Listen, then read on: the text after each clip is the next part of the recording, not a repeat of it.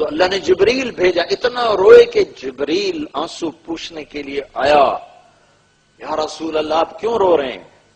حالانکہ اللہ کو پتہ ہے کیوں رو رہے ہیں، آپ تک پیغام پہنچانا ہے ان کی وفاؤں کا۔ یا رسول اللہ، اللہ پوچھ رہے آپ کیوں رو رہے ہیں؟ کہا جبریل میری امت کا غم مجھے کھا رہا ہے، اس لیے ابلہ عزیز ان کا عزیز المرجل، آپ بیٹھے ہوتے تھے تو آپ کے سینے میں سے ہانڈی کے کھولنے کی آواز آتی تھی،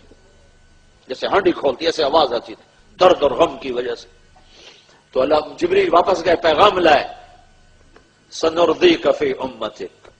اے میرے محبوب میں تجھے تیری امت کے بارے میں خوش کروں گا۔ اور پھر ہمارے نبی نے کیا فرمایا تھا؟ وَلَنْ أَرْضَ وَأَحَدٌ مِّنْ أُمَّتِي فِي النَّارِ، یا اللہ پھر میں بھی اس وقت راضی ہوں گا جب میری پوری امت کی بخشش ہوگی۔ دنیا سے جانے کا، اے اپنی امت چھوڑو، احد کا میدان گرم ہے، شکست ہو چکی ہے، چچا حمزہ جیسا شاہ سوار سید الشہداء، شہیدوں کا سردار ٹکڑے ٹکڑے ہو چکا ہے۔ میرے نبی اتنا روئے اپنی چچا کی میت پر کہ اللہ نے جبریل کو بھیجا کہ جبریل جاؤ۔ جبریل آئے، یا رسول اللہ، اللہ تعالیٰ فرما رہے ہیں آپ نہ اتنا غم نہ کریں، اتنا نہ روئیں حمزہ پر، میں نے اپنے عرش کے اوپر لکھوا دیا ہے سید الشہداء حمزہ، ساری دنیا میں جتنے شہید ہوں گے ان سب کا سردار حمزہ ہے۔ آپ نے 70 دفعہ نماز جنازہ پڑھی، ان کی 70 دفعہ نماز جنازہ پڑھی، کتنا دکھ اٹھایا۔ مدینے میں واپس آئے تو ہر گھر سے رونے کی آواز آ رہی تھی کہ 70 میں سے صرف 4 ہیں مہاجرین جو شہید ہوئے، باقی 66 تو انصار شہید ہوئے تھے۔ تو جب آپ نے چاروں طرف رونے کی آواز سنی تو آپ کے آنسو بے اختیار نکلنا شروع ہو گئے۔ آپ نے فرمایا آج سب کے رونے والے ہیں، میرے چچا پہ رونے والا ہی کوئی نہیں۔ اما حمزہ فلا بواکی له، چونکہ بنو ہاشم میں سے کوئی تھا نہیں جو وہاں روتا، تو یہ خوفناک گھاٹی سے گزرے ہیں اور صحابہ بکھر گئے۔ خالد بن ولید کا حملہ اتنا شدید تھا، چند لوگوں نے آپ کو گھیرے میں لیا ہوا تھا، ایک ابو بکر، ایک عمر، ایک علی، ایک طلحہ، ایک زبیر، ایک سعد بن معاذ، ایک سہل بن حنیف، ایک مصعب، ایک عبادہ بن صامت، ایک عباد بن بشر، ان لوگوں نے آپ کو گھیرے میں، ایک ابو دجانہ رضی اللہ تعالیٰ عنہ، یہ 10-12 آدمی تھے جنہوں نے آپ کو گھیرے میں لیا ہوا تھا، اور ایک قتادہ بن نعمان، یہ 12 آدمی تھے جنہوں نے آپ کو گھیرے میں لیا ہوا تھا، اور پورا زور پڑ رہا تھا آپ تک پہنچنے کے لیے، اور آپ تک پہنچنے کی کوئی سبیل نظر نہیں آ رہی تھی۔ حضرت طلحہ ہر تیر کو اپنے ہاتھ پر روک رہے تھے، یوں اپنے ہاتھ پر روک رہے تھے، ساری زندگی کے لیے حضرت طلحہ کا ہاتھ بیکار ہو گیا۔ قتادہ بن نعمان جب ان کا ہاتھ شل ہو گیا تو قتادہ آگے سینہ سپر ہوئے تو آگے کھڑے ہو گئے، تیروں کو لے رہے تھے، زرہ تھی، تیر زرہ میں اٹک رہے تھے، پر ایک تیر آیا اور آنکھ میں آ لگا اور اندر چلے گیا، تو انہوں نے مڑ کر اللہ کے نبی کو دیکھا تو ایسے آنکھ نکلی ہوئی اور خون بہ رہا، تو اللہ کے نبی رونے لگے اور ان کے تیر کو کھینچا اور اس کے ساتھ اس کا کیما نکل آیا، اے میرے رب، قتادہ کی آنکھ تیرے نبی کی حفاظت میں ضائع ہوئی ہے،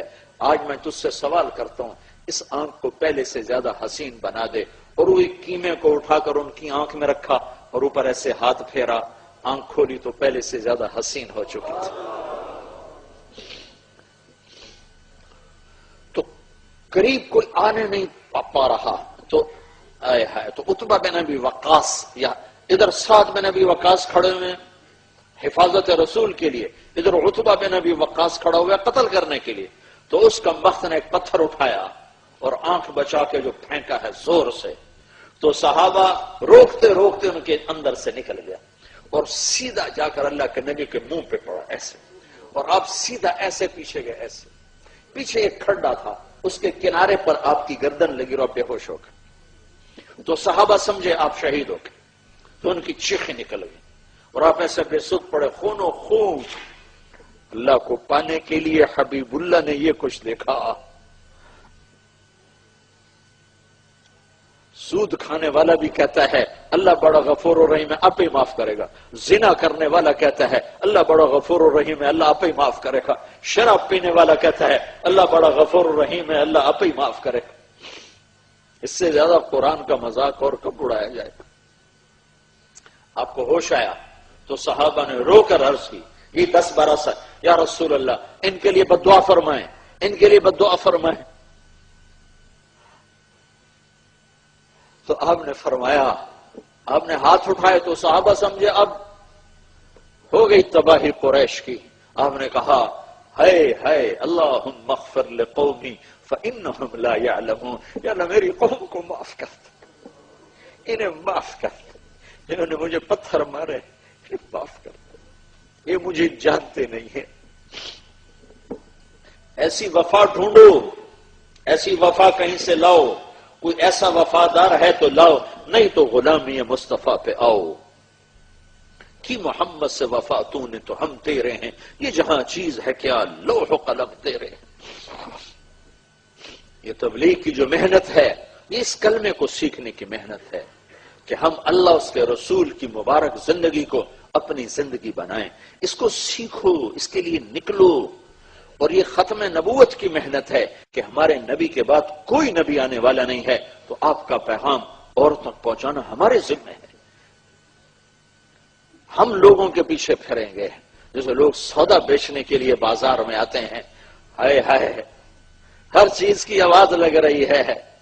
لہسن لے لو لہسن لے لو، کنو لے لو کنو لے لو، کپڑا لے لو کپڑا لے لو، ہر صدا لگ رہی ہے۔ نہیں لگ رہی تو میرے نبی کی صدا نہیں لگ رہی، کلمہ پڑھ لو کلمہ پڑھ لو، جنت پالو اللہ کو پالو۔ بازاروں میں شور مچا ہوا ہے، ہر آدمی اپنا سودا بیچنے کے لیے صدا لگا رہا ہے۔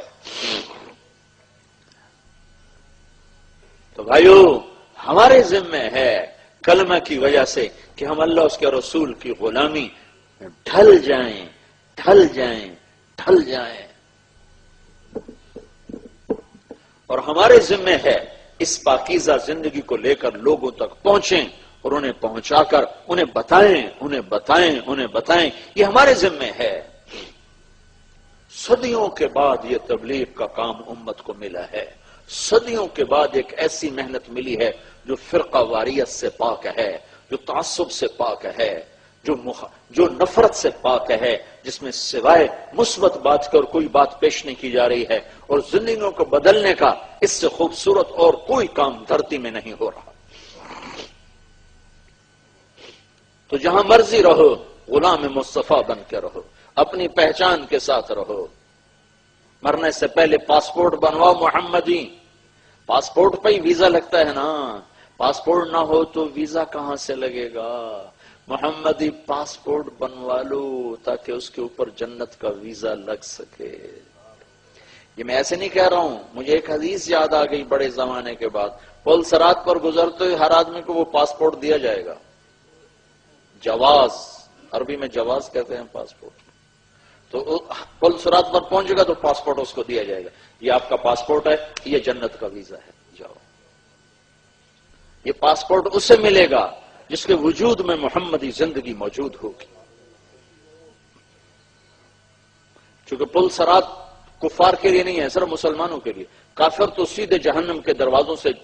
دھکیل دیے جائیں گے آگ میں۔ وَسِيقَ الَّذِينَ كَفَرُوا إِلَىٰ جَهَنَّمَ زُمَرًا حَتَّىٰ إِذَا جَاءُوهَا فُتِحَتْ أَبْوَابُهَا، وہ تو ادھر سے جائیں گے، سیدھے ہی دروازوں کے ذریعے سے پھینک دیے جائیں گے۔ نہ فرمان مسلمان جہنم میں جائے گا اوپر سے ہو کر، وہ دعوے دار ہے میں جنت کا جانے والا، اچھا بھائی چلو،